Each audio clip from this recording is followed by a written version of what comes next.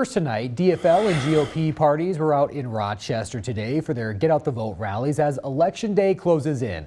KIMT News 3's Alec Lasham was at both of those rallies. And Alec, what was the common message between them? Well, Tyler, this is the mad dash for both parties as they gear up for Election Day. And this afternoon, their message was all about energizing their base for one last effort to reach voters before the polls open.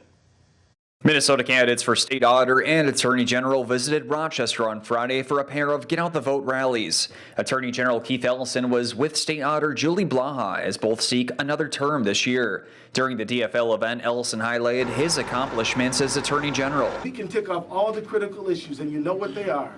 A woman's right to choose, you know that. You know what the critical issues are. Affording our pharmaceutical drugs that save lives and making sure they're affordable. You know that.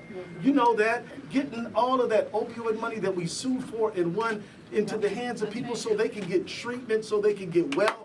You know that.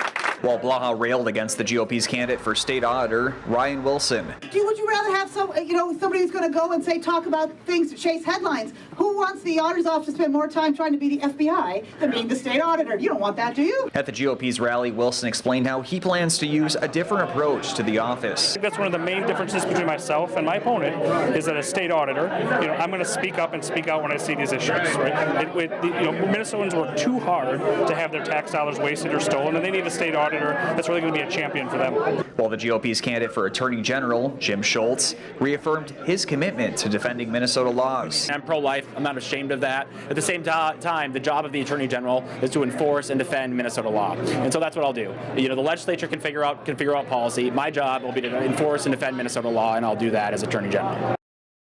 A new poll from Alpha News shows Schultz winning by 49%, with Ellison capturing 45% of the votes. Tyler? Right, Alec, thank you very much. And a poll from MinPost shows Blaha and Wilson tied with 40% each.